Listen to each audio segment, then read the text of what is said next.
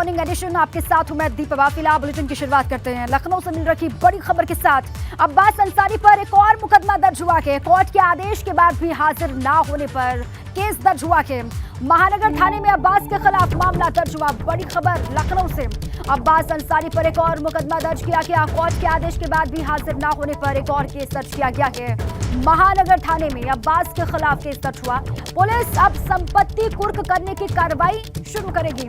आज पुलिस कुर्की के लिए कोर्ट में अर्जी लगाने वाली है, ये भी जानकारी। बड़ी खबर, अब्बास अंसारी की मुश्किलें लगातार बढ़ती हुई। एक और मुकदमा दर्ज हुआ। कोर्ट के आदेश के बाद भी हाजिर नहीं होने पर यह केस दर्ज किया गया है और महानगर थाने में ये कहा जा रहा है कि मामला दर्ज हुआ है अब्बास के खिलाफ।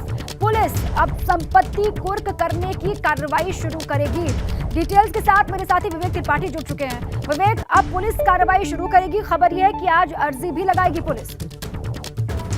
बिल्कुल, देखिए अब्बास अंसारी 106 दिन से गायब है, यानी जब से उसके खिलाफ मुकदमा दर्ज हुआ और जब गिरफ्तारी की तलवार उसके ऊपर लटकती रही तब से वो गायब है। पुलिस ने उसकी तलाश में कई जगह पर जनपद में, कई जनपदों पर उत्तर प्रदेश को, दिल्ली, राजस्थान, पंजाब, कई प्रदेशों में दबिश दी, लेकिन उसका पता नहीं चल रहा है। धोखाधड़ी का मामला है, अवैध तरीके से जो लाइसेंसी शस्त्र होते हैं उनके ट्रांसफर का मामला है, शस्त्रों में फेरबदल करने का यानी जो उसको मॉडिफाई करते हैं उसका मामला है। एसटीएफ ने जांच की थी। अब्बास अंसारी लगातार कोर्ट के नोटिस के बाद भी नहीं आ रहे थे। एनबीडब्ल्यू जारी किया गया, 3 बार एनबीडब्ल्यू जारी हुआ, तब भी वो नहीं पहुंचे। तब उनकी गिरफ्तारी के आदेश दिए, लेकिन वो नहीं मिल रहे हैं। अब चूंकि पुलिस ने पिछली बार एमपीएमएलए कोर्ट में इस मामले में कहा था कि उनकी संपत्ति कुर्क करने के लिए आदेश जारी किया जाए, कोर्ट ने कहा कि थोड़ा और समय देते हैं, आप और छानबीन कर लीजिए, ढूंढ लीजिए, कोशिश कर लीजिए, अगर नहीं मिलता है तो। और आज वो वक्त आ गया है जब पुलिस एक बार फिर से नया मुकदमा दर्ज हुआ। और 174A वो धारा होती है जब बार बार किसी आरोपी को, मुलजिम को कोर्ट में बुलाया जाता है, पुलिस बुलाती है लेकिन वो हाजिर नहीं होता है, और हाजिर नहीं होता है तो कोर्ट ही आदेश करती है कि अब इस व्यक्ति के खिलाफ, फला फला व्यक्ति के खिलाफ एक एफआईआर दर्ज की जाए। एफआईआर दर्ज हो गई है। कोर्ट में आज पुलिस जाएगी, नोटिस देगी, एक प्रार्थना पत्र देगी और प्रार्थना पत्र में ये कहा जाएगा कि इतने समय हो गया तमाम दबिश दी। उसमें एक रिकॉर्ड भी पुलिस पेश करेगी कि कहाँ कहाँ पर दबिश पड़ी है। जो लखनऊ में उसके ठिकाने हैं, उत्तर प्रदेश में ठिकाने हैं, दबिश में। ठीक है, अब आगे की कार्रवाई शुरू होगी। आप रहे हैं विवेक हमारे साथ, आपके पास फिर मैं लौट करके आऊंगी और भी बड़ी खबरें हैं जिन पर विस्तार से आपसे जानकारी लेंगे। अब आगे बढ़ते हैं। यूपी में डेंगू के बढ़ते कहर को देखते हुए अब केंद्र सरकार की हाई लेवल टीम अलग अलग जगह डेरा डालने वाली है। लखनऊ में जहां 106 के केस सामने आ चुके हैं डेंगू के, वहीं फिरोजाबाद, आगरा, इटावा में डेंगू का प्रकोप बढ़ता देख केंद्र सरकार ने 6 सदस्यीय एक्सपर्ट की टीम यहां पर भेजी हुई है और लखनऊ में भी डेंगू से निपटने के लिए तैयारियां और इंतजाम बढ़ाए जा रहे हैं। यूपी के कई जिलों में हालात लगातार बिगड़ रहे हैं। लखनऊ में अब तक डेंगू के 106 मरीज मिल चुके हैं, ऐसी खबर है। और फिरोजाबाद, आगरा, इटावा में भी डेंगू का प्रकोप लगातार बढ़ रहा है। केंद्र की ओर से यूपी के लिए 6 सदस्यीय एक्सपर्ट टीम रवाना हो चुकी है। और इसी बीच बड़ी खबर है प्रयागराज से। डेंगू के 22 नए मरीज यहां पर मिले हैं। अब तक जिले में 394 मामले सामने आ चुके हैं डेंगू के, और डेंगू के 48 एक्टिव मरीज हैं। 346 स्वस्थ होकर के वापस लौट चुके हैं। डेंगू के 38 मरीजों का अलग अलग अस्पतालों में इलाज चल रहा है। 10 मरीज का घर पर ही उपचार किया जा रहा है। प्रयागराज से बड़ी खबर, डेंगू के 22 नए मरीज यहां पर मिले हैं और अब तक 394 मामले सामने आ चुके हैं। जिले में कहा जा रहा है कि 48 जो है वो एक्टिव केस हैं, 346 ठीक हो चुके हैं और डेंगू के 38 मरीजों का अलग अलग हॉस्पिटल्स में इलाज चल रहा है। जबकि 10 मरीजों को लेकर खबर यह है कि उनको घर पर ही उपचार दिया जा रहा है। लोगों से भी लगातार सावधानी बरतने की, जागरूक रहने की अपील की जा रही है। डेंगू के मामले बढ़ रहे हैं जिससे चिंता भी बढ़ती हुई दिखाई दे रही है।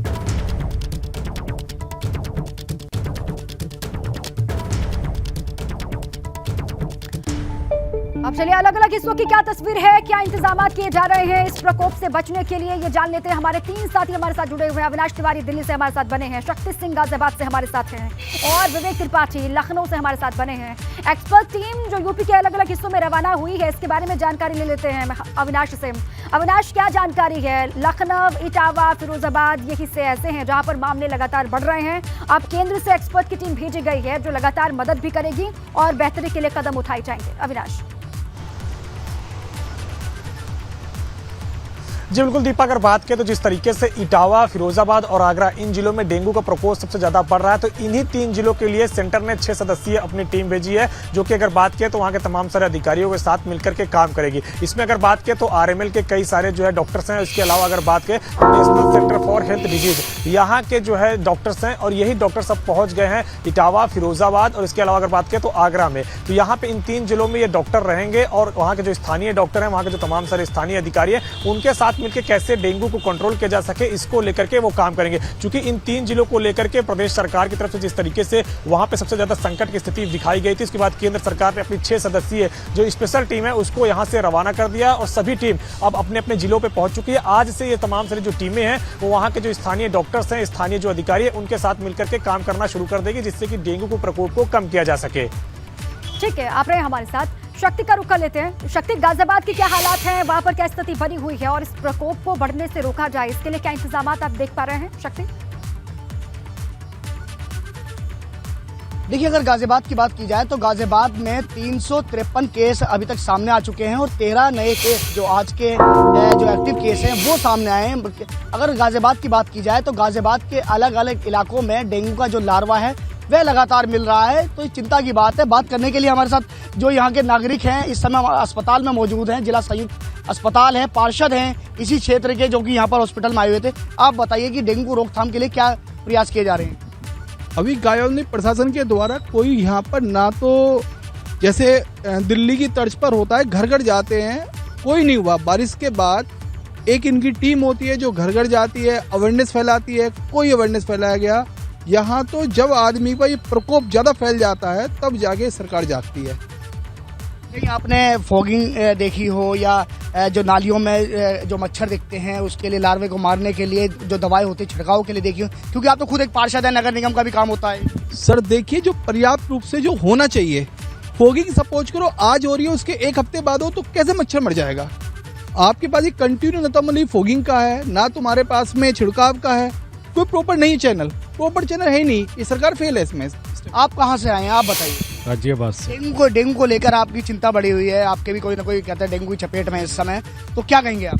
कुछ नहीं, कभी नहीं दवा डालने का या कुछ ऐसा कुछ नहीं है। देखिए, स्थानीय नागरिक हैं और इनका साफ तौर पे ये कहना है कि जो प्रशासन है, प्रशासन की तरफ से कहीं भी दवाई छिड़काव का या फॉगिंग का इस्तेमाल नहीं मिला, देखने को नहीं मिला। हालांकि अगर बात की जाए आला अधिकारियों की तो उनका लगातार ये दावा जरूर रहता है कि हम फॉगिंग कर रहे हैं। ठीक है, लोगों जो की नालियों में नाराजगी मच्छर है, मारने के लिए जो इंतजामात होने चाहिए, जो कदम उठाने चाहिए वो कदम नहीं उठाए जा रहे हैं, इसको लेकर लोगों में नाराजगी है, गुस्सा है। आप रहे हमारे साथ शक्ति। विवेक का रुख कर लेते हैं, लखनऊ से वो बने हुए हैं। विवेक, राजधानी में क्या हालात हैं, क्या इंतजामात वहां पर बचने के लिए किए गए हैं, बताएं।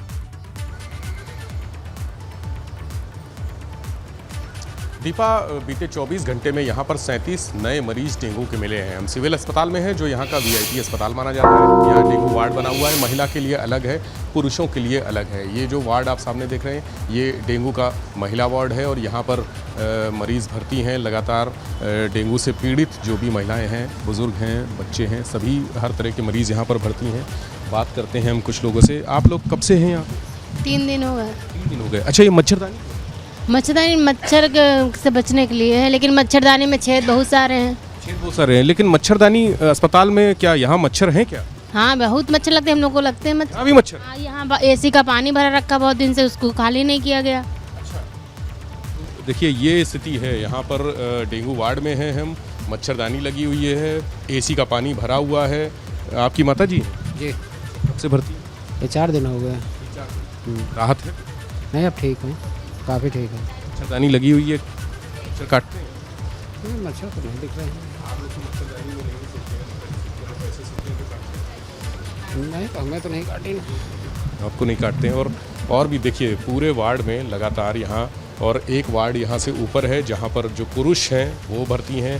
सभी लखनऊ के भी हैं और बाहर से भी लोग आए हैं। आप लोग यहीं लखनऊ के हैं? जी सर। रुचिखंड शारदा नगर जी। हाँ, 3 दिन से। जी जी 3 से 4 दिन यहाँ ज़्यादातर पेशेंट हैं। मच्छर उच्छर काट रहे हैं? जी सर, मच्छर हैं। अस्पताल में भी है? अस्पताल में हैं, वो कम है। मच्छरदानी लग जाती है तो मच्छर नहीं करते हैं। अस्पताल में भी देखिए वीवीआईपी अस्पताल है, जब भी कोई कार्यक्रम होता है मुख्यमंत्री यहीं आते हैं, स्वास्थ्य मंत्री भी यहीं आते हैं, डिप्टी सीएम ब्रजेश पाठक जी, लेकिन डेंगू वार्ड में यहाँ पर मच्छरदानी के बगैर सोना मुश्किल है, रहना मुश्किल है। ये विशेष वार्ड बनाया गया है, कहा गया है कि तमाम तैयारियां होंगी, तमाम दावे होते हैं और राजधानी की ये हकीकत है। हालांकि दूसरी तरफ प्रयास लगातार चल रहे हैं, जो नगर निगम की टीमें हैं वो सफाई अभियान चला रही हैं और आज ही विशेष 3 दिन का सफाई अभियान करने का एक फैसला हुआ है और बच्चों के लिए एक गाइडलाइन जारी कर दी है। सभी स्कूलों में जिला विद्यालय निरीक्षक ने जारी कर दी है कि जो भी बच्चे हैं वो फुल आस्तीन की शर्ट पहन कर आएँ, क्योंकि स्कूलों में भी सबसे ज़्यादा खतरा डेंगू का होता है। अस्पताल में भी है, देखिए हम अस्पताल में भी गए, वहाँ पर भी जो सिविल अस्पताल है वो उस जगह पर मच्छरदानियाँ लगी हुई हैं। ऊपर पुरुष वार्ड है, हम कोशिश करते हैं कि आपको पुरुष वार्ड की भी स्थितियाँ कदम उठाए जाएं, बेहतर कदम उठाने होंगे अलग अलग हिस्सों में प्रशासनिक अमले को। शुक्रिया विवेक आपका, शक्ति आपका भी और अविनाश आपका भी पूरी जानकारी तफसील से देने के लिए। यूपी में आज से यूपी पीटी की परीक्षा होनी है। 2 पालियों में यूपी पीटी की परीक्षा हो रही है। पहली पारी की परीक्षा सुबह 10 से 12 बजे तक होगी और दूसरी पारी की परीक्षा 3 से शाम 5 बजे तक चलेगी और इस पूरी ही परीक्षा की प्रक्रिया में 37 लाख उम्मीदवार शामिल होंगे। और हमारे अलग साथी जुड़ चुके हैं हमारे साथ। मेरठ से सनुज हमारे साथ हैं, कानपुर से रतीश हमारे साथ जुड़े हुए हैं, प्रयागराज से मोइन हमारे साथ हैं। सबसे पहले कानपुर का रुख कर लेते हैं, रतीश वहां से जुड़े हुए हैं। रतीश, 9 से ज्यादा का वक्त हो गया है, 10 बजे से पहली पारी की परीक्षा शुरू हो जाएगी, क्या तैयारियां? बिल्कुल, आपको तैयारियां दिखा देते हैं। देखिए, सुरक्षाकर्मी यहाँ पर लगे हुए हैं, जो स्थानीय पुलिस है वो यहाँ पर लगी हुई है। इसके साथ ही आगे की तस्वीर दिखाते हैं। राजकीय इंटर कॉलेज कानपुर में हम मौजूद हैं, यहाँ पर परीक्षार्थी अब प्रवेश पा रहे हैं। ये देखिए, ये लाइन लगी हुई है, यहाँ पर स्क्रीनिंग, डबल स्क्रीनिंग की जा रही है। उसके बाद छात्र छात्राओं को अंदर जाने दिया जा रहा है। ये छात्राओं की स्क्रीनिंग का एक केबिन बनाया गया है। इसके साथ ही आगे आपको दिखाते हैं कि बड़ी लंबी लाइन लगी हुई है। एक एक कर बच्चों को यहाँ से प्रवेश दिया जा रहा है। डबल स्क्रीनिंग की जा रही है और क्या क्या पूछा जा रहा है ये भी पूछ लेते हैं। क्या क्या चेक कर रहे हैं सर? पिता का नाम, एड्रेस एंड इनका नाम और बाकी कुछ भी अथॉरिटी में कुछ फोटो मिलान भी कर रहे हैं। हाँ, फोटो मिलान भी कर रहे हैं, आधार कार्ड से भी कर रहे हैं, प्लस बाई फेस भी कर रहे हैं। क्या क्या ले जाने की आप परमिशन दे रहे हैं? Admit cards and Aadhaar card और बस, इसके अलावा कुछ नहीं। गाड़ी एंड बर्ड्स अंदर एंट्री दी जाएगी। ठीक है, मेरठ का रुख करते हैं, सनुज वहां से जुड़े हुए हैं। सनुज, वहां की क्या तस्वीर है, क्या इंतजाम किए गए हैं? 10 बजे से परीक्षा शुरू हो जाएगी। हाँ, देखिए, पीटी की परीक्षा को नकल विहीन कराने के लिए बेहतर और पुख्ता इंतजाम किए गए हैं। ये व्यवस्था ऐसी पहली बार किसी एग्जाम में देखने को मिल रही है कि किसी प्राइवेट एजेंसी को हायर किया गया है और मेटल डिटेक्टर से पूरी चेकिंग करने के बाद ये जो सेंटर है, सेंटर के भीतर एंट्री दी जा रही है। मतलब कई बार देखा गया है कि कुछ परीक्षार्थी ऐसे होते हैं, उनकी मंशा होती है कोई डिवाइस वो अपने साथ ले जाते हैं, तो उस डिवाइस को रोकने के लिए देखिए मेटल डिटेक्टर से यहाँ बाकायदा तमाम स्टूडेंट्स की चेकिंग यहाँ पर की जा रही है, परीक्षार्थियों की, और उसके बाद यहाँ पर एंट्री दी जा रही है। मेरठ में 1,18,000 जो परीक्षार्थी हैं वो परीक्षा देकर भी उसके बाद अंदर प्रवेश दिया जा रहा है। मोइन का रुख कर लेते हैं प्रयागराज में। मोइन, आप क्या कुछ देख पा रहे हैं?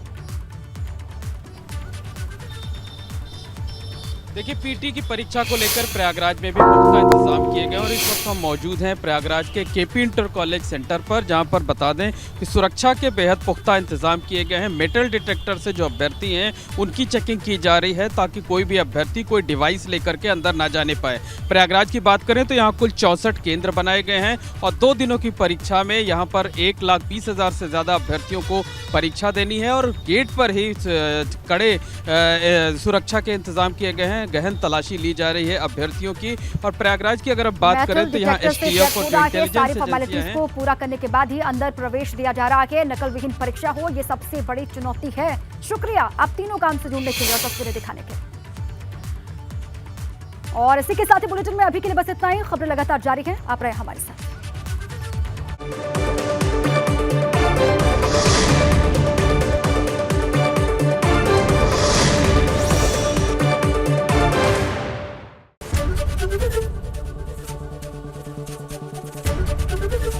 एबीपी गंगा, खबर आपकी, जुबान आपकी।